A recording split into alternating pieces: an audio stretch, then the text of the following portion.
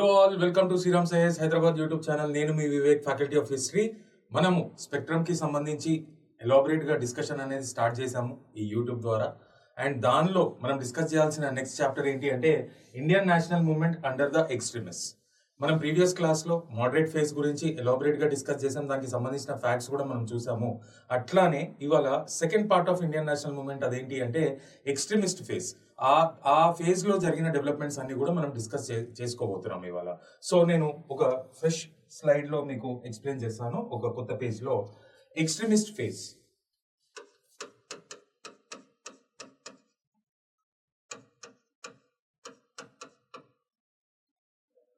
ఇది మనం చూసినట్టయితే ఇది ఎప్పటి నుండి ఎప్పటి వరకు అంటే యాక్చువల్ గా 1905 నుండి 1920 వరకు ఎక్స్ట్రీమిస్ట్ ఫేజ్ అని చెప్పుకోవాలి. అయితే ఎవరు ఈ extremist, who are these extremist అని చూసినట్టయితే, ఎందుకంటే మనం మోడరేట్స్ గురించి కూడా ఆ విధంగానే నేర్చుకున్నాం కాబట్టి అసలు ఎక్స్ట్రీమిస్ట్ ఎవరు, వాళ్ళ ఐడియాలజీ ఏంటి అనేది కూడా మనం నేర్చుకోవాలి. ఈ ఎక్స్ట్రీమిస్ట్ ఎవరు అంటే they were mostly middle class intellectuals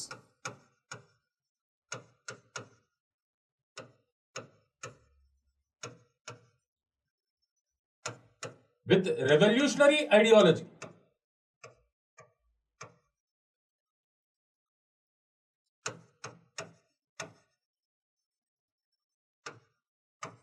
moderates దేమో ఎవల్యూషనరీ ఐడియాలజీ, అంతా కూడా డెమోక్రటిక్ గా పీస్ఫుల్ మేనర్ లో ప్రొటెస్ట్ చేసేవాళ్ళు.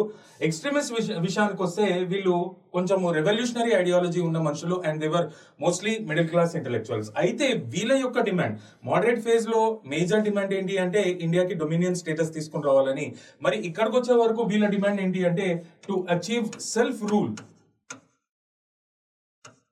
This is the major demand from the extremist. అంటే India has to achieve, Indians should achieve the self rule అనేది వీళ్ళ demand. So the extremist were the people who are mostly middle class intellectuals but with revolutionary thought, and their major demand was to achieve self rule. That's it.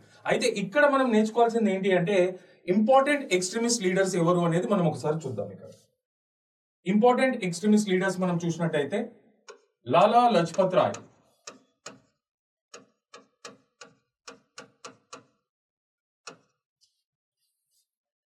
ఈయనని పంజాబ్ కేసరిగా పిలుస్తాం అన్నమాట. Simon commission కి opposite గా anti Simon commission agitation లో police lathi charge లో చనిపోవడం జరిగింది లాలా లజపత్ రాయ్. చాలా చాలా important personality. Is recognised as Punjab Kesari. Next important personality ఎవరు అంటే బాలగంగాధర్ తిలక్.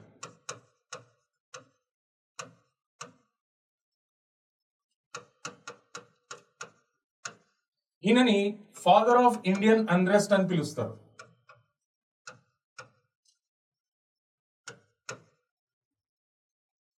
పర్టికులర్ గా యూరోపియన్స్ ఈ విధంగా పిలిచే వాళ్ళు. అంతా ఎక్స్ట్రీమిస్ట్ ఐడియాలజీ, అంటే ఎక్కడైతే అడుగు పెట్టాడో అక్కడ రెవల్యూషనరీ ఐడియాలజీతోని ఉద్యమం అనేది చేసేవాడు అనమాట బాలగంగాధర్ తిలక్. అండ్ ఎంతో మందిని ఇన్స్పైర్ చేయడం జరిగింది. ఈయన చాలా చాలా గొప్ప లీడర్. అండ్ ఇక్కడ లాలా లజపత్ రాయ్, బాలగంగాధర్ తిలక్ అండ్ బిపిన్ చంద్రపాల్.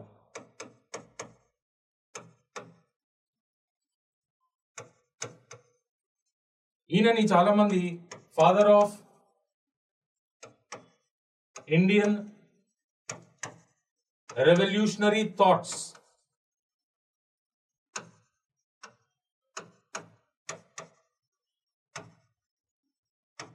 గా కన్సిడర్ చేయడం జరుగుతుంది. So Lala Lajpat Rai is one important leader who is considered as Punjab Kesari. He was beaten to death in anti-Simon Commission agitation in Lahore. Balagangadhar Tilak is another extremist leader who is considered by the Europeans, mostly by the Europeans, as father of Indian unrest. Bipin Chandra Pal, this person is considered as the father of Indian revolutionary thoughts. And the trio, వీళ్ళు ముగ్గురిని కలిపి ఏమని పిలిచేవాళ్ళు popular గా అంటే Lal ball Paul. So చాలా చాలా strong combination ఇది. చాలా చాలా ఇంపార్టెంట్ లీడర్స్ వీళ్ళు. అండ్ అంతేకాకుండా తక్కిన వాళ్ళు చూసినట్టయితే మనకి Ashwini Kumar Dutt,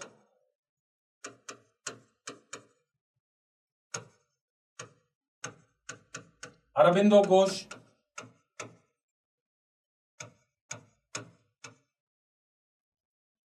Ghulam Rasool, Haidar Raja,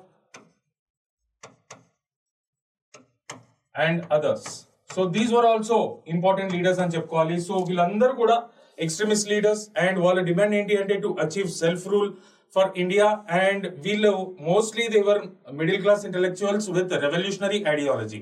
So this ideology was in contrast to the ideology of the moderates. Moderates have done everything, they have believed to achieve everything in a democratic and peaceful manner.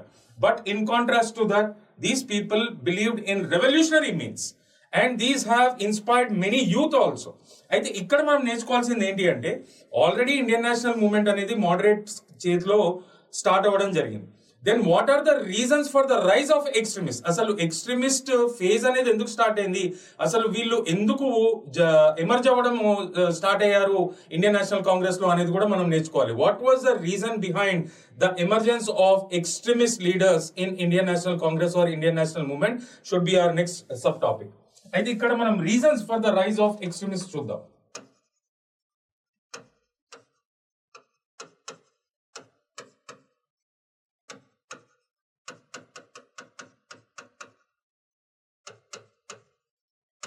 మనం reasons for the rise of extremist మనం చూసినట్టయితే first మనము internal reasons చూద్దాం. అంటే మన దేశంలో జరిగినాయి internal reasons. మనం ఇంటర్నల్ రీజన్స్ చూసినట్టయితే ఫస్ట్ ఏంటి అంటే నేను ఇంతకుముందు క్లాస్ లో కూడా చెప్పాను, మోడరేట్ లీడర్స్ యొక్క గ్రేటెస్ట్ క్రిటిక్స్ ఎవరు అంటే ఎక్స్ట్రీమిస్ట్ లీడర్స్. వాళ్ళ పద్ధతులు వీళ్ళకి అస్సలు నచ్చేవి కాదు. వీళ్ళ ప్రకారం ఎక్స్ట్రీమిస్ట్ లీడర్స్ ప్రకారము రైట్స్ అనేవి బెగ్ చేసేవి కాదు, అడుక్కోవాల్సినవి కాదు, కొట్లాడి తెచ్చుకోవాల్సినవి అని నమ్మేవాళ్ళు ఎవరు? Extremist leaders. So they were unhappy with the methodology of the moderates. Moderates never included masses in their movements. So they were unhappy with the methodology of moderates. That was one of the reasons for the rise of extremists in India. So ikkada nenu rastunnanu, they were unhappy with the methodology of moderates. Moderates ఏం చేసేవాళ్ళు, వాళ్ళకున్న journals ద్వారా public opinion అనేది buildup చేసేవాళ్ళు. ఆ public opinion ని gather చేసుకుని Britishers పైన ప్రెషర్ చేసేవాళ్ళు. ఎటువంటి ప్రెషర్? రెవల్యూషనరీ మీన్స్ కాదు, పిటిషన్స్, ప్రేయర్స్ అండ్ ప్రొటెస్ట్. ఆ ప్రొటెస్ట్ కూడా చాలా డెమోక్రటిక్ గా పీస్ఫుల్ గా చేసేవాళ్ళు అనమాట. సో ఇంత పెద్ద పెద్ద సమస్యలు ఉన్నప్పటికీ మీరు ఈ విధంగా అంటే ఒక సెన్సిటివ్ ఇష్యూస్ ని కూడా మీరు ఇంత సాఫ్ట్ గా మీరు ప్రొటెస్ట్ చేయడం అనేది వీళ్ళకి నచ్చేది కాదు. ఎవరికి? ఎక్స్ట్రీమిస్ట్ లీడర్స్ కి. ఎవరు చేసేది? మోడరేట్స్ చేసేది. So that was one of the reasons. And ఇంకోటి ఏంటి అంటే 1890s లో సివియర్ ఫెమైన్ అనేది రావడం జరిగింది. ఆ ఫెమైన్ వచ్చినప్పుడు, ఆ సివియర్ ఫెమైన్ ఎప్పుడైతే వచ్చిందో బ్రిటిష్ సరైన రిలీఫ్ మెజర్స్ తీసుకోలేదు.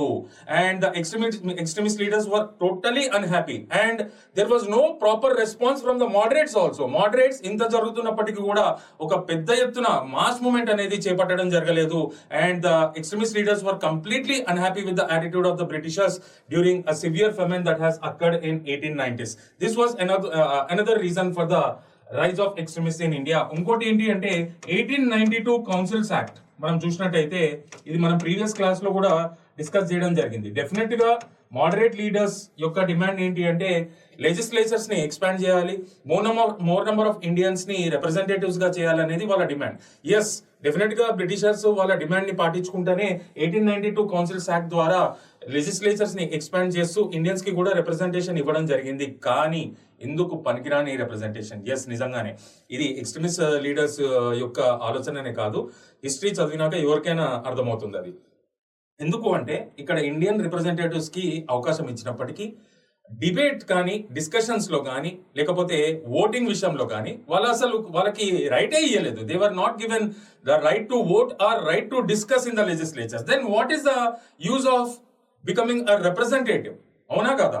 డెఫినెట్ గా 1892 councils act had expanded the legislatures and given more opportunities to the Indian representatives. But those Indian representatives were denied right to vote and right to discuss. So it was completely useless.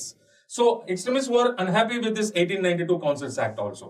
And అన్నిటికంటే important ఏంటి అంటే partition of Bengal.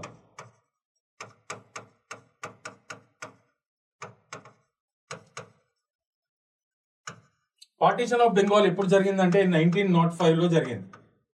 జాగ్రత్తగా గుర్తుంచుకోవాలి. ఇది నేను elaborate గా discuss చేస్తా, don't worry. కానీ ఇక్కడ ఒక ఫ్యాక్ట్ గా మాత్రము మీరు చదివే ప్రయత్నం చేయాలి. ఈ పార్టీషన్ ఆఫ్ బెంగాల్ అంటే బెంగాల్ ని east Bengal and west Bengal గా విడగొట్టడం జరిగింది. అది ఎందుకు ఏంటి అనేది నేను చెప్తాను, డోంట్ వరీ. ఈ బెంగాల్ ని విడగొట్టినప్పుడు వీళ్ళు అంటే ఈ మోడరేట్స్ యొక్క యాటిట్యూడ్ వీళ్ళకి నచ్చలేదు, అండ్ బ్రిటిషర్స్ యొక్క యాటిట్యూడ్ కూడా నచ్చలేదు. ఈ ఎక్స్ట్రీమిస్ట్ లీడర్స్ ఎప్పుడైతే ఈ బెంగాల్ విడగొడుతున్నారు అని బ్రిటిషర్స్ ఒక అఫీషియల్ అనౌన్స్మెంట్ చేయడం జరిగిందో, ఎక్స్ట్రీమిస్ట్ లీడర్స్ మోడరేట్ లీడర్స్ ని అప్రోచ్ అవ్వడం జరిగింది. Let us carry a united fight, a united struggle against this decision of the British అని అంటే మోడరేట్స్ కి మాత్రం వీళ్ళ రెవల్యూషనరీ ఆలోచనలు అస్సలు నచ్చేవి కాదు. సో వీళ్ళు ఏదైతే ప్రపోజల్ తీసుకుని వెళ్ళారో వాళ్ళ దగ్గరికి, మనము బ్రిటిష్ గూడ్స్ అండ్ సర్వీసెస్ ని బాయ్కాట్ చేద్దాము, మనము కలిసి ఉద్యమంలో పార్టిసిపేట్ చేద్దామని ఏదైతే ప్రపోజల్ తీసుకెళ్లడం జరిగిందో, that proposal was turn down by the moderates because they were haters of the revolutionary ideology. They did not like the revolutionary ideology of the extremist leaders, so their proposal was denied, and this became an immediate reason anamata enduku the rise of the extremist ki edi partition of Bengal. Baga gurtunchukovali. So the internal reasons manamu discuss chesamu. They were unhappy with the methodology of the moderate leaders. They were unhappy with the attitude of the Britishers during 1890 severe famine. They were unhappy with the 1892 Councils Act that did not provide Indian representatives to right to discuss or right to vote in the legislatures. And partition of Bengal was the immediate reason for the rise of extremists. ఇవి మన దేశంలో జరుగుతున్న విషయాలు. అయితే ఇక్కడ మనము external reasons కూడా మనం డిస్కస్ చేయాలి. ఆ ఎక్స్టర్నల్ రీజన్స్ ఒకసారి చూద్దాం మనము.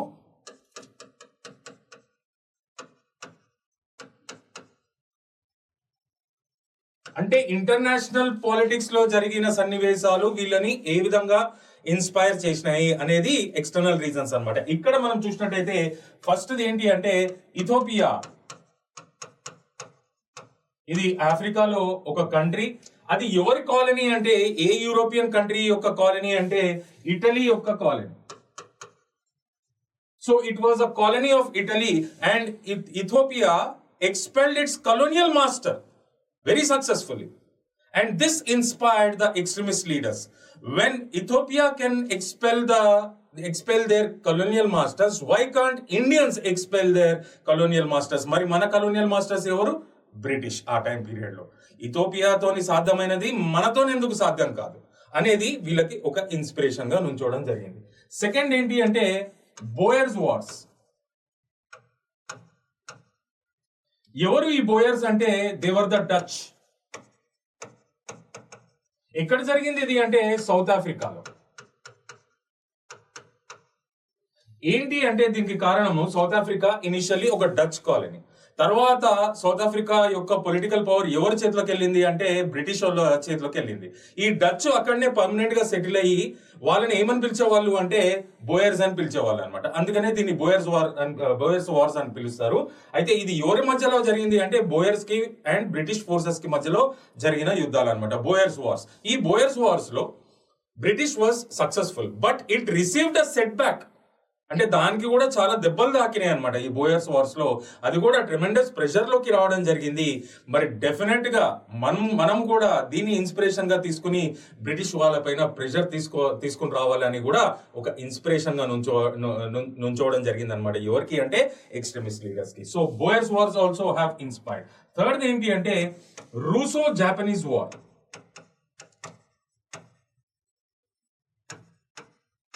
ఇది ఎవరెవరి మధ్యలో అంటే రష్యాకి జపాన్ కి మధ్యలో జరిగిన యుద్ధం.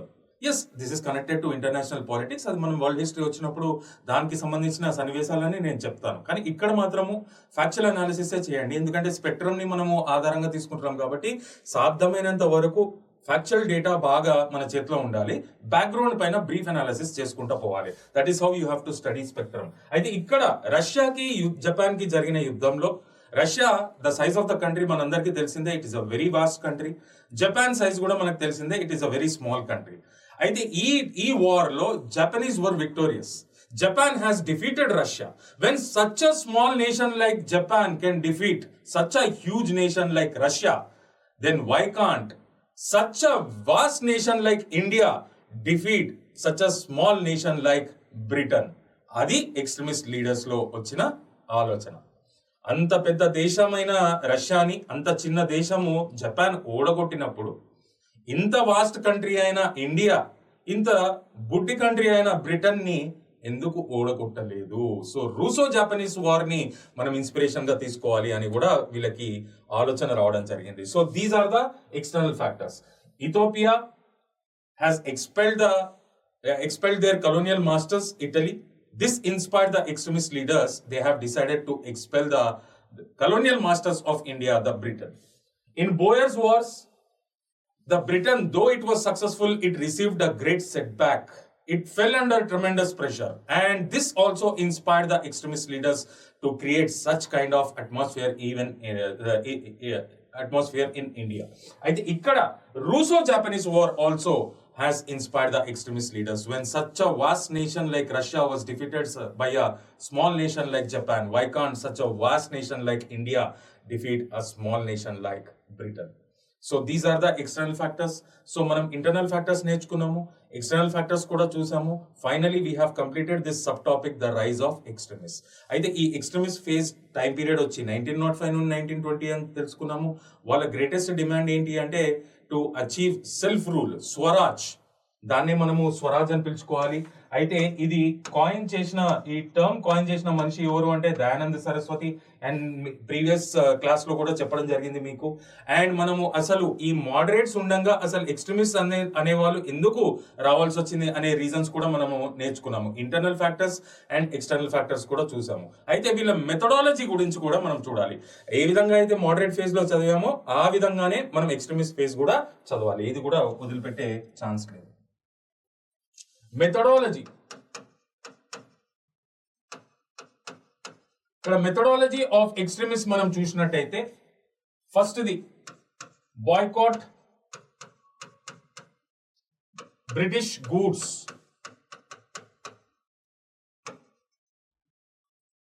And services.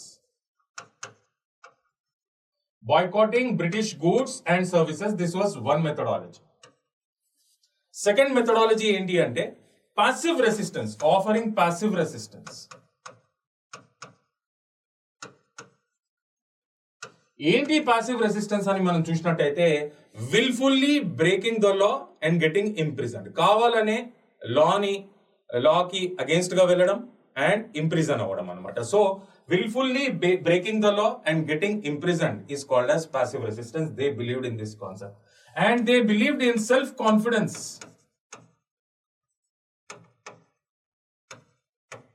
self-respect,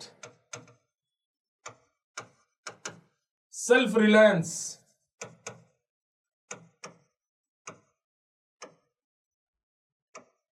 and self-sacrifice.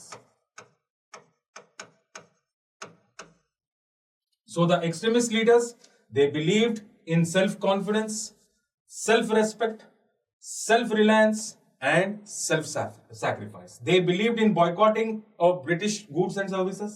They believed in offering passive resistance. They believed in self-confidence, self-respect, self-reliance, and self-sacrifice.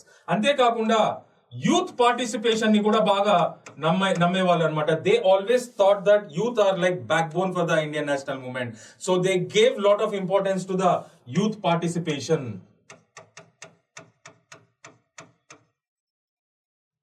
And accordingly ఆ యూత్ ని బాగా ఎంకరేజ్ చేయడానికి వీళ్ళు ఏం చేశారు అంటే యూత్ అసోసియేషన్స్ ని కూడా పెద్ద ఎత్తున ఎస్టాబ్లిష్ చేయడం జరిగింది. అంతేకాకుండా యూత్ ని అందరినీ ఎమోషనల్లీ బాగా స్ట్రాంగ్ చేసి ఒకరికొకరిని దగ్గర చేసి ఒక ఉద్యమం అనేది క్యారీ చేసే పద్ధతిలో వీళ్ళని కలిపే పద్ధతిలో వీళ్ళు ఏం చేశారు అంటే కల్చరల్ యాక్టివిటీస్ కూడా స్టార్ట్ చేయడం జరిగింది.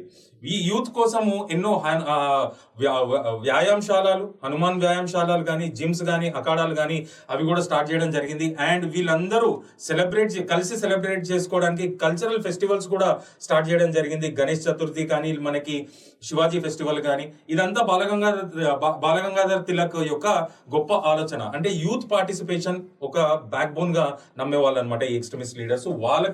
వాళ్ళకి అది అచీవ్ చేయడానికి వీళ్ళని అందరినీ కలిపి ముందుకు తీసుకెళ్లడానికి cultural festivals were conducted and the gyms and health clubs were also established అనమాట. సో ఇవి ఎక్స్ట్రీమిస్ట్ లీడర్స్ యొక్క methodology. They believed in boycotting of British goods and services. They believed in offering passive resistance. They believed in self-confidence, self-respect, self-reliance, and self-sacrifice. They gave great importance to the youth participation, and accordingly, they established many gyms and started to conduct cultural festivals also for greater youth participation in Indian national movement. So this was the methodology of extremist leaders. మనము దేని గురించి discuss చేయాలి అంటే the immediate reason for the rise of extremist ఏంటి అంటే partition of Bengal అని చెప్పాను కదా, దానికి సంబంధించిన డెవలప్మెంట్స్ మనం ఇప్పుడు చదువుకోబోతున్నాం. మనం ఈ పార్టిషన్ ఆఫ్ బెంగాల్ మనం చూసినట్టయితే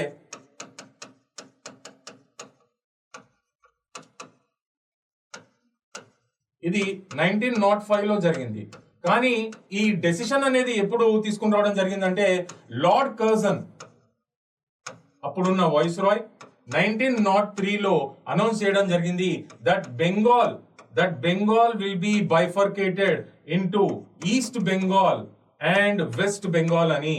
దానికి వాళ్ళు ఏం రీజన్ ఇచ్చారు అంటే బెంగాల్ అనేది చాలా వాస్ట్ ప్రావిన్స్, దాని అడ్మినిస్ట్రేషన్ మాకు చాలా బర్డెన్ అవుతుంది, కాబట్టి ఇది అడ్మినిస్ట్రేటివ్ గ్రౌండ్స్ పైన బెంగాల్ ని బైఫర్కేట్ చేస్తున్నాము, డీసెంట్రలైజ్ చేస్తున్నాము ఈ అడ్మినిస్ట్రేషన్ ని అని కూడా చెప్పడం జరిగింది. కానీ అది అవాస్తవము.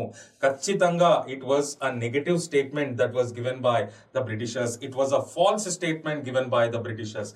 అసలు యాక్చువల్ రీజన్ ఏంటి అంటే వెస్ట్ బెంగాల్ మనం చూసినట్టయితే మెజారిటీ పాపులేషన్ అక్కడ హిందూస్, ఈస్ట్ బెంగాల్ మనం చూసినట్టయితే మెజారిటీ పాపులేషన్ ముస్లిమ్స్. అయితే ఈ హిందూ ముస్లిం యూనిటీ అనేది వీళ్ళకి ఒక పెద్ద థ్రెట్. అండ్ ఆ యూనిటీ ఉంటే వీళ్ళ ఆటలు సాగవని, వీళ్ళ రూల్ ఒక కంటిన్యూ కాదని చెప్పి ఆ హిందూస్ ని ముస్లిమ్స్ ని విడగొట్టి పాలిద్దామనే ఆలోచనతో వచ్చిందే ఈ పార్టిషన్ ఆఫ్ బెంగాల్ అనే డెసిషన్. అయితే ఇక్కడ యాక్చువల్ రీజన్ ఏంటి అంటే to divide Hindus and Muslims and rule them. కానీ వాళ్ళు చెప్పిన రీజన్ ఏంటి అంటే because of the administrative burden Bengal is being bifurcated into east Bengal and west Bengal అని చెప్పడం జరిగింది. But the actual reason was to divide and rule the Muslims and Hindus. బాగా గుర్తుంచుకోవాలి. సో ఫైనల్లీ ఇది ఎప్పుడైతే డెసిషన్ అనౌన్స్ చేయడం జరిగిందో అప్పుడున్న మోడరేట్ లీడర్స్ ఏం చేశారు అంటే they have launched anti partition movement.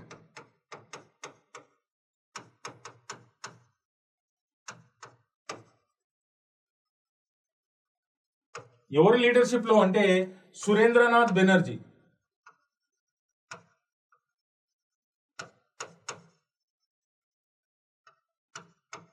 Surendranath Banerjee leadership లో యాంటీ పార్టిషన్ మూవ్మెంట్ అనేది లాంచ్ చేయడం జరిగింది. కానీ ఇట్ వాజ్ నాట్ ఎఫెక్టివ్. ఎందుకంటే నేను ఇంతకు ముందు చెప్పినట్టు ఎప్పుడైతే వీళ్ళు బెంగాల్ ని పార్టిషన్ చేద్దామనే డెసిషన్ తీసుకున్నారో బ్రిటిషర్స్, ఎక్స్ట్రీమిస్ట్ వీళ్ళని అప్రోచ్ అవ్వడం జరిగింది, యునైటెడ్ గా కొట్లాడదామని చెప్పడం జరిగింది. కానీ ఎక్స్ట్రీమిస్ట్ యొక్క ఆలోచనలు కానీ ఐడియాలజీ కానీ వీళ్ళకి నచ్చేవి కాదు. సో దాన్ని తిప్పికొట్టడం జరిగింది. అండ్ వీళ్ళు చేసిన తప్పేంటి అంటే పెద్ద ఎత్తున ఒక మాస్ మూవ్మెంట్ అనేది చేయలేదు. ఇక్కడ కూడా పీస్ఫుల్ ప్రొటెస్ట్లు అంటే ఒక పెద్ద సమస్య ఇది, బెంగాల్ ని పార్టిషన్ చేయడం అనేది, హిందూస్ ని ముస్లిమ్స్ ని విడగొట్టడం అనేది. అప్పుడు కూడా మీరు సరైన నిర్ణయాలు తీసుకోకపోతే ఎలా అని చెప్పి వాళ్ళకు కూడా కోపం రావడం జరిగింది ఎవరికంటే ఎక్స్ట్రీమిస్ట్ లీడర్స్ కి. అయితే ఇక్కడ ఫైనల్లీ ఇదంతా ఎఫెక్టివ్ మూవ్మెంట్ ఏం కాదు కాబట్టి 1905 వచ్చేటప్పటికి Bengal got partition into east Bengal and west Bengal. ఇక్కడ దీని తర్వాత మనం డిస్కస్ చేయాల్సింది ఏంటంటే 3 immediate Indian National Congress sessions. అది చాలా ఇంపార్టెంట్ దానిలో జరిగిన డెవలప్మెంట్స్. అయితే ఈ ఇండియన్ నేషనల్ కాంగ్రెస్ కి సంబంధించిన ఈ ఫ్యాక్ట్స్ కానీ సెషన్స్ కానీ పెద్ద ఎత్తున మీరు బాగా చదవాలని చెప్పి నేను కోరుకుంటున్నాను. ఎందుకంటే match the following type of questions అడిగే అవకాశాలు ఉన్నాయి, లేకపోతే డైరెక్ట్ ఫ్యాక్చువల్ క్వశ్చన్స్ కూడా వచ్చే అవకాశాలు ఉన్నాయి. క్వశ్చన్స్ చాలా సింపుల్ గా కనిపిస్తాయి, ఆన్సర్స్ చేయడం మాత్రం చాలా టఫ్. మీరు ఇంతకుముందు జరిగిన ప్రిలిమ్స్ పేపర్స్ చూసుకోండి, అరే మనం ఇంటికి వచ్చినాక అరే ఇదే నా క్వశ్చన్, అరే ఇది మనం చదివిందే అనుకుంటాం, కానీ క్వశ్చన్ మాత్రం చాలా సింపుల్గా ఉంటుంది, కానీ ఆన్సర్స్ చాలా టఫ్గా కన్ఫ్యూజింగ్గా ఉంటాయి అనమాట. అది ఫ్యాక్ట్స్కున్న చాలా చాలా డేంజరస్ పార్ట్. బాగా ఫోకస్ చేసి చదవండి అందుకనే. అయితే ఇక్కడ 3 ఇండియన్ నేషనల్ కాంగ్రెస్ సెషన్స్, మనం ఇంపార్టెంట్ సెషన్స్ చూద్దాం. 3 INC సెషన్స్. సో ఇందాక మనం నేర్చుకుంది ఏంటి? Bengal got finally partition into east Bengal and west Bengal. Though the moderates have launched anti-partition movement, it was not so effective. అయితే ఇక్కడ ఇండియన్ నేషనల్ కాంగ్రెస్ సెషన్స్ మనం చూసినట్టయితే 1905 లో INC సెషన్ ఎక్కడ జరిగింది అంటే బనారస్. దాన్ని ఎవరు ప్రిసైడ్ చేశారు అంటే మోడరేట్ లీడర్ అయిన గోపాలకృష్ణ గోఖలే.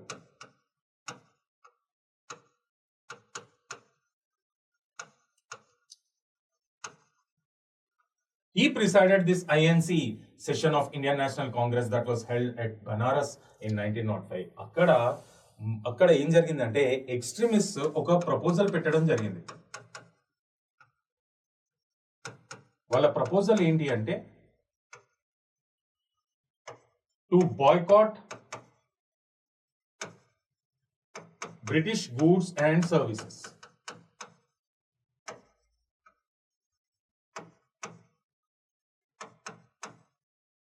ఈ ప్రపోజల్ తీసుకుని రావడం జరిగింది. ఈ ప్రపోజల్ తీసుకుని వచ్చినప్పుడు మోడరేట్స్ అనేవాళ్ళు ఇది కంప్లీట్ గా రిజెక్ట్ చేయడం జరిగింది. ఎందుకు అంటే మోడరేట్స్ పరంగా ఒకవేళ బ్రిటిష్ గూడ్స్ అండ్ సర్వీసెస్ ని మనము అడ్డుకున్నామంటే, బాయ్కాట్ చేశామంటే ఇండియన్సే చాలా లాసెస్ ఫేస్ చేయాలి అనేది వాళ్ళ ఆలోచన. ఎవరిది?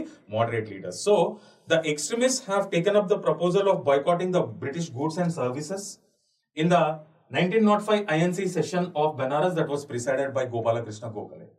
The moderates have rejected this idea because, according to them, Indians would have to face greater losses by boycotting British goods and services. That is not at all a valid decision అని చెప్పి అది reject చేయడం జరిగింది. అప్పుడు extremist ఏమనుకున్నారు అంటే ఇంకా వీళ్ళు వినేటట్టు లేరు, వీళ్ళు పీస్ఫుల్ ఉద్యమాలు పక్కన పెట్టేటట్టు లేరు, మనము ఫాదర్ ఆఫ్ ఇండియన్ అన్రెస్ట్ అంటే మనలో బాగా అగ్రెసివ్ అయిన మనిషి మన తిలక్ ఒకవేళ ఇండియన్ నేషనల్ కాంగ్రెస్ కి ప్రెసిడెంట్ అయితే బ్రిటిషర్స్ కి సరైన గుణపాఠం చెప్పే అవకాశం మన చేతిలోకి వస్తుంది అని చెప్పి అప్పుడు వాళ్ళు ఏం డిసైడ్ చేసుకున్నారంటే by hook or crook Tilak ని ఖచ్చితంగా ప్రెసిడెంట్ చేయాల్సిందే అని డిసైడ్ చేసుకోవడం జరిగింది. దాని తర్వాత 1906 లో ఎక్కడ జరిగింది INC సెషన్ అంటే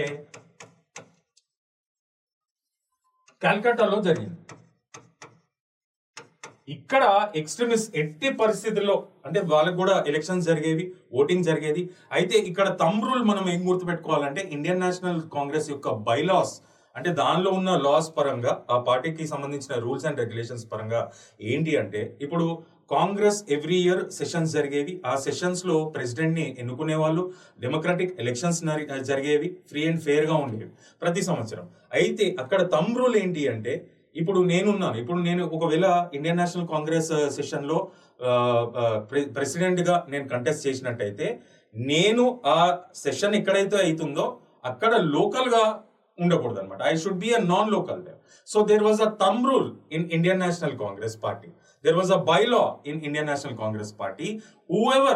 The person whoever is contesting for the presidential election, that person should be a non-local to the place where the election is taking place.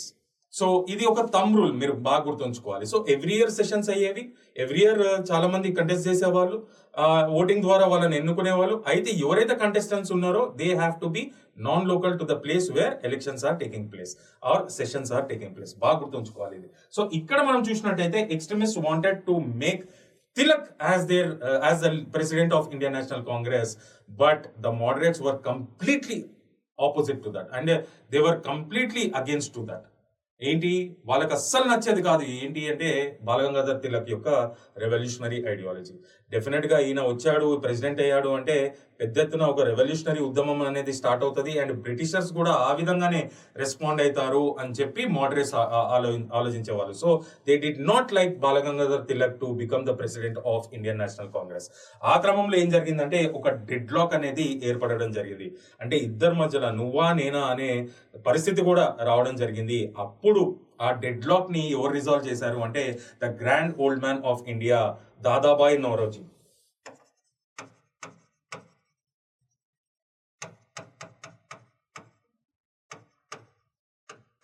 మనలో మనం కొట్టుకోకూడదు, ఇది తప్పుడు ఈ న్యూస్ పంపిస్తుంది బ్రిటిషర్స్ కి, అండ్ ఇంకా వాళ్ళు ఇంకా స్ట్రాంగ్ అవుతారు అనే ఆలోచన ఆయనకి వచ్చి వాళ్ళిద్దరి మధ్యలో ఏదైతే డెడ్ లాక్ ఉందో అది రిజాల్వ్ చేసి తనను తానే ఒక ప్రెసిడెంట్ గా ప్రపోజ్ చేసుకోవడం జరిగింది. So who presided this 1906 INC session of Indian National Congress that had taken place at Calcutta ante it was Dadabhai Naoroji. The extremists wanted Tilak to be the president, but moderates were completely against to that decision, and there was a deadlock between extremists and moderates, and groundwork kuda prepare అయిపోయింది. ఇక అప్పుడో ఇప్పుడు split అవ్వనుంది Congress అనే విషయం అనమాట. కానీ ఆ split కాకుండా ఎవరు కాపాడారు అంటే grand old man of India Dadabhai Naoroji. He proposed himself as the president and it was respected by both the groups. నేను ముందు క్లాస్ లో కూడా చెప్పా, he was respected by all the groups in Indian National Congress. So he presided this INC session of Indian National Congress at Calcutta in 1906 and saved the Congress from split for at least 1 year అని చెప్పుకోవాలి. Next session మనం చూసినట్టయితే 1907 session of INC. 1907 session of INC ఇది ఎక్కడ జరిగింది అంటే సూరత్ లో జరిగింది. అయితే ఇక్కడ మ్యాటర్ ఏంటి అంటే ఫస్ట్ నుండి కూడా నాగ్పూర్ అనేది వెన్యూగా డిసైడ్ చేయడం జరిగింది. అంటే ఇది ఎక్కడ జరపాలనుకున్నారు, ఫస్ట్ నుండి కూడా Nagpur was the actual venue for this session of Indian National Congress in 1907. అయితే ఇక్కడ ఏమైపోయింది అంటే నేను ఇందాక చెప్పిన తమ్రూళ్ళు మనం ఇక్కడ మళ్ళొకసారి రీకలెక్ట్ చేసుకోవాలి. ఇంకా ఎక్స్ట్రీమిస్ట్ ఒక సహనం కోల్పోయింది. ఈసారి మాత్రం ఖచ్చితంగా తిలక్ ని మనం ప్రెసిడెంట్ చేయాల్సిందే అని చెప్పి వాళ్ళు డిసైడ్ అయిపోయి కూర్చున్నారు అనమాట. అయితే మోడరేట్స్ కి అది ఇష్టం లేదు. అండ్ ఫస్ట్ లో వెన్యూ ఏది చేశారు అంటే నాగ్పూర్ కి తిలక్ లోకల్ కాదు, సో ఆయన అక్కడ కంటెస్ట్ చేయొచ్చు. కానీ మోడరేట్స్ కి ఆ విషయం ఇష్టం లేదు. అందుకనే లాస్ట్ మూమెంట్ లో ఏం చేశారంటే సూరత్ కి షిఫ్ట్ చేయడం జరిగింది వెన్యూ. సూరత్ లో Tilak was a local, so he cannot contest this election. ఇంకా వీళ్ళ సహనం కోల్పోయారు ఎవరు అంటే ఎక్స్ట్రీమిస్ట్ లీడర్స్. మోడరేట్స్ ని ఎవరిని తీసుకొచ్చి కూర్చోబెట్టారు అంటే రాజ్ బిహారీ బోస్ ని ప్రిసైడ్ చేయడం జరిగింది. మోడరేట్ సపోర్ట్స్ తోని రాజ్ బిహారీ బోస్ అనే మనిషి INC ప్రెసిడెంట్ గా అవ్వడం జరిగింది. ఈయన పేరు బాగా గుర్తుపెట్టుకోవాలి. మనకి తర్వాత చాలాసార్లు ఈయన రిఫరెన్స్ వస్తుంది. ఈయన కూడా చాలా గొప్ప మనిషి, చాలా ఇంపార్టెంట్ నేషనల్ లీడర్ అని చెప్పుకోవాలి. అయితే in the beginning the venue was suppose to be Nagpur, where Tilak was not local, and extremists were hell bent in making Tilak as the next president by hook or crook. But it was disliked by the moderates, and they have cleverly they have shifted the venue in the last moment to Surat, where Tilak was a local, so he cannot contest in the presidential election. And with the support of moderates, Raj Bihari Bose became the president of INC in this session. And ఇంకా ఇది saturation పాయింట్కి వచ్చేసింది ఈ rivalry అనేది. ఎవరి మధ్యలో, moderates మధ్యలో, extremist మధ్యలో. ఏం జరిగింది దాంతో అంటే స్ప్లిట్ ఇన్ ద కాంగ్రెస్. అంటే రెండు గ్రూప్స్ ఒకరినొకరిని సస్పెండ్ చేసుకున్నారు అనమాట ఇండియన్ నేషనల్ కాంగ్రెస్ తోని. And it led to the split in Indian National Congress. ఇది ఇక్కడ జరిగింది స్ప్లిట్ అంటే సూరత్ సెషన్ అన్నమాట. Split in INC.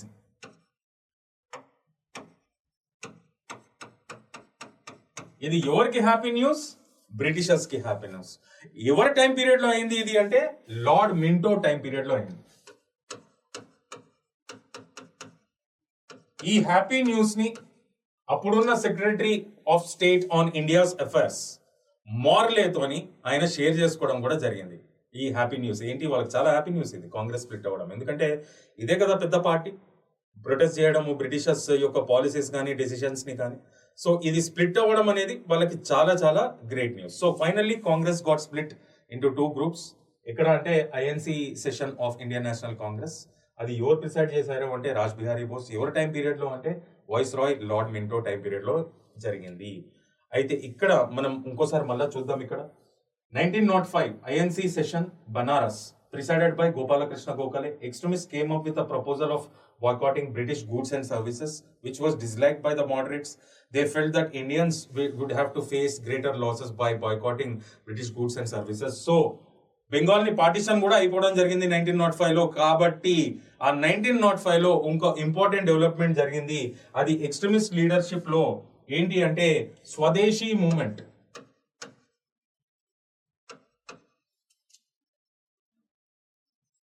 ఇది ఎప్పుడు స్టార్ట్ చేశారు అంటే 1905. ఎవరు లీడర్ చేశారు దీన్ని అంటే extremist leaders under the leadership of extremist. ఇది మోడర్న్ ఇండియాలో జరిగిన ఫస్ట్ మాస్ మూవ్మెంట్ అని చెప్పుకోవచ్చు. చాలా చాలా ఇంపార్టెంట్ అన్నమాట. దీన్నే ఏమని పిలుస్తారు అంటే వందే మాతరం మూవ్మెంట్ అని కూడా పిలుస్తారు.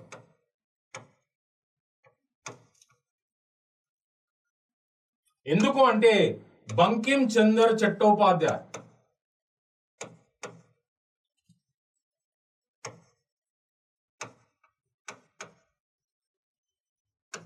ఎవరైతే ఈ సాంగ్ ని రాయడం జరిగిందో ఆనంద్ మాత్ అనే బెంగాలీ డ్రామా. అది ఏ కాంటెక్స్ట్ లో వచ్చింది ఆనంద్ మాత్ అంటే మనకి ఇంతకుముందు కూడా చెప్పాను నేను. It was return in the context of సన్యాసి రెబెలియన్. ఆ బుక్ లోనే ఒక సాంగ్ గా మనకు కనిపిస్తుంది ఏంటి అంటే వందే మాతరం. ఆ టైంలో మాసెస్ ని చాలా ఇన్స్పైర్ చేయడం జరిగింది.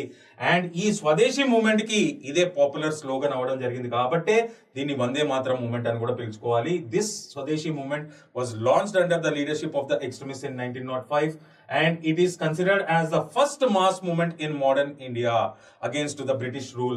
And the song that was compiled by Bankim Chandra Chattopadhyay, that was Vande Mataram, became the slogan of this movement. అయితే ఇక్కడ మనము వీళ్ళు ఏం చేశారు అంటే they boycotted British goods and services.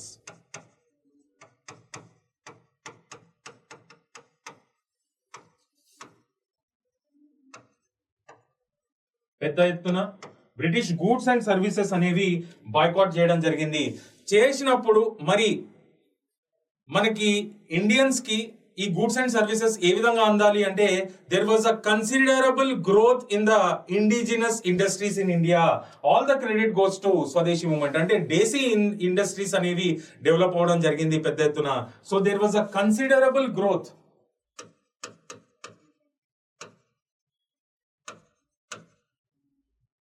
in the native industries. బాగా గుర్తుంచుకోవాలి పాయింట్. There was a considerable growth in the native industries because of the Swadeshi movement. And అంతేకాకుండా 16th October 1905 ఈ డేట్ బాగా గుర్తుంచుకోవాలి. ఈ స్వదేశీ మూవ్మెంట్ లో భాగంగానే ఈ 16th October 1905 ని రక్షాబంధన్ డేగా డిక్లేర్ చేయడం జరిగింది. ఈ రక్షాబంధన్ డే మనము రెగ్యులర్ గా సెలబ్రేట్ చేసుకునే రాఖీ పండుగ కాదు. కానీ ఈ రక్షాబంధన్ డే ఏంటి అంటే this was the idea of Rabindranath Tagore.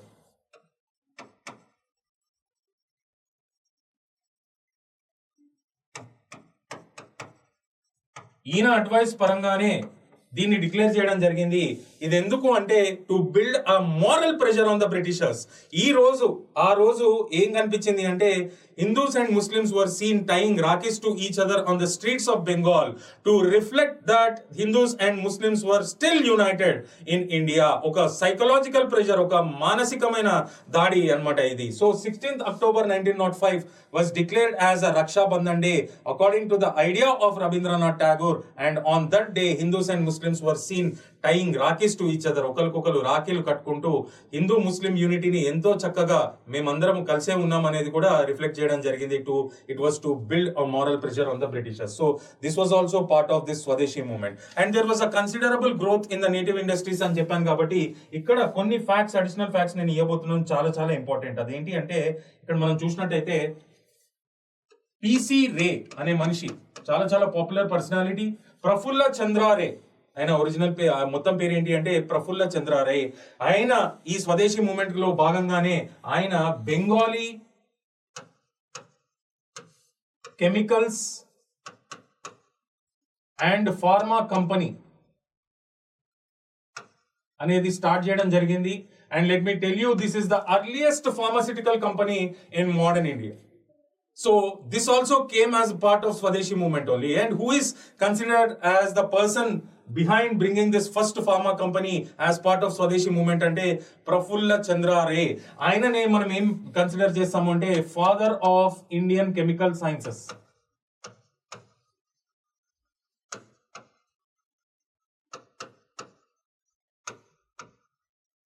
So he is considered as the father of Indian chemical sciences, and as part of this Swadeshi movement, Prafulla Chandra Ray has established Bengali Chemicals and Pharma Company. It is considered as the first pharma company of India.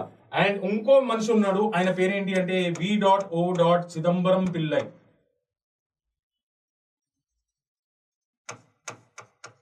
Ide Swadeshi movement bhaganga he started Swadeshi Steam Navigation Company.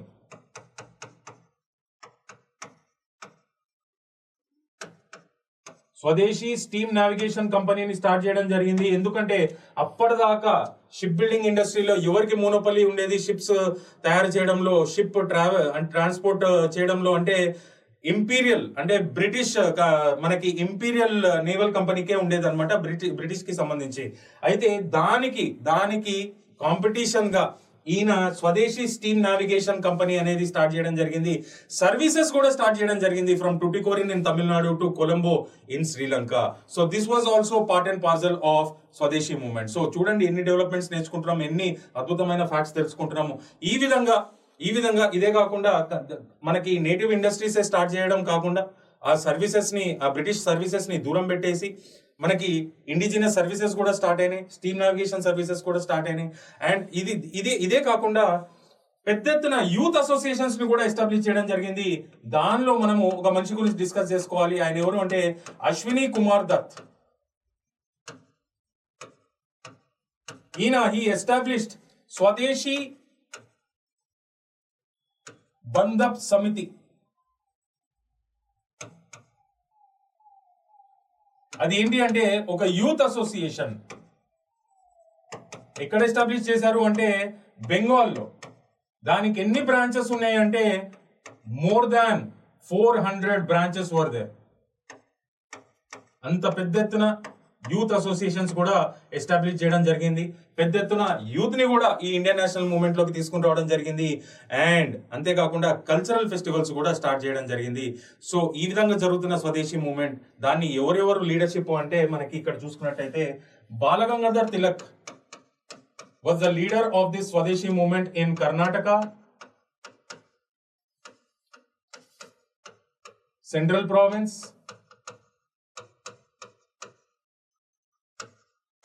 And Maharashtra. ఈ ప్రాంతాల్లో leadership ఎవరు అంటే Balgangadhar Tilak.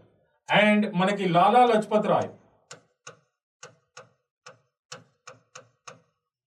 was the leader of this Swadeshi movement in Punjab region. Hyder Raja was the leader of this Swadeshi movement in Jammu and Kashmir. And Aurobindo Ghosh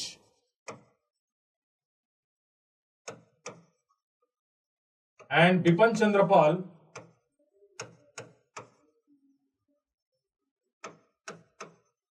leaded this Swadeshi movement in the rest of the parts of India.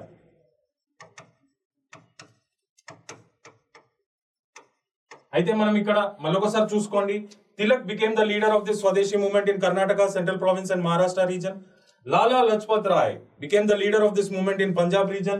And Hyder Raja Hyder Raja led this movement in Jammu and Kashmir region, and Aurobindo Ghosh and Bipin Chandrapal managed the activities in rest of the parts of India. So this is how the Swadeshi movement was launched. Okkasari manam recollect chesukodaniki try chedamu. It was launched under the leadership of extremists in 1905. It is also popularly called as Vande Mataram movement because it became the slogan of this movement. And the idea was to boycott the British goods and services. With this, there was a considerable growth in the native industries. As part of this Swadeshi movement, PC Ray has started Bengal Chemicals and Pharma Company, and V.O. Chidambaram Pillai has started Swadeshi Steam Navigation Company.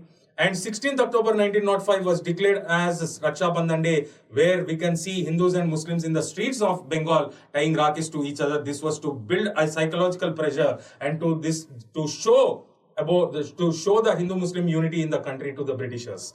And ee vidhanga jarigina Swadeshi movement edaithe undo 1905 ki ఇది end అవ్వడం జరిగింది. 1908, sorry.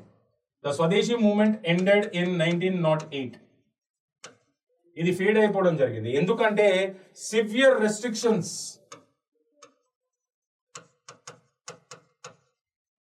By the British press పైన కానీ, freedom of press పైన కానీ, associations establish చేయడంలో కానీ, meetings conduct చేయడంలో కానీ, అండ్ అంతేకాకుండా పెద్ద ఎత్తున అరెస్ట్లు కూడా జరిగినాయి.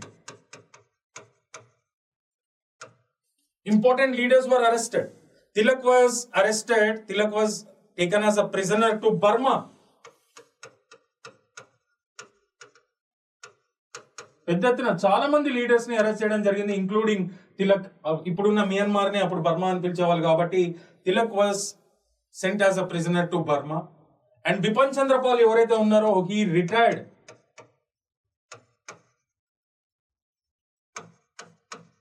ఫ్రమ్ ద యాక్టివ్ పాలిటిక్స్ నుండి రిటైర్ అయిపోవడం జరిగింది. అరబిందో ఘోష్ చాలా ఇంపార్టెంట్ పర్సనాలిటీ. ఆయన పైన వారెంట్ అనేది ఇష్యూ అవ్వడం జరిగింది. ఆయన తెలివిగా ఆ వారెంట్ ని తప్పించుకుని ఈ ఎస్కేప్డ్ టు పాండిచ్చేరి. ఎవరు? అరబిందో ఘోష్.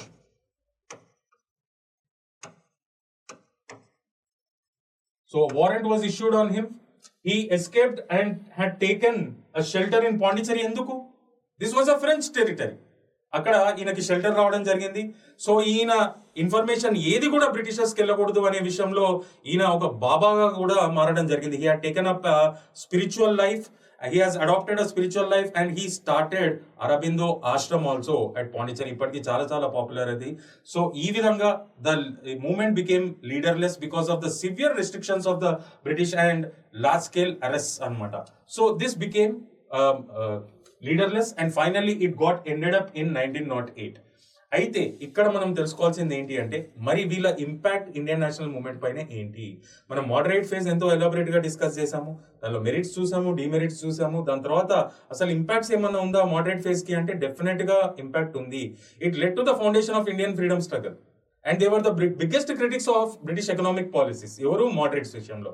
మరి ఎక్స్ట్రీమిస్ట్ విషయానికి వస్తే ఎస్, డెఫినెట్ గా ఒక గ్రేట్ ఇంపాక్ట్ ఉంది ఇండియన్ ఫ్రీడమ్ స్ట్రగల్ లో. New forms of struggle were introduced by the extremist.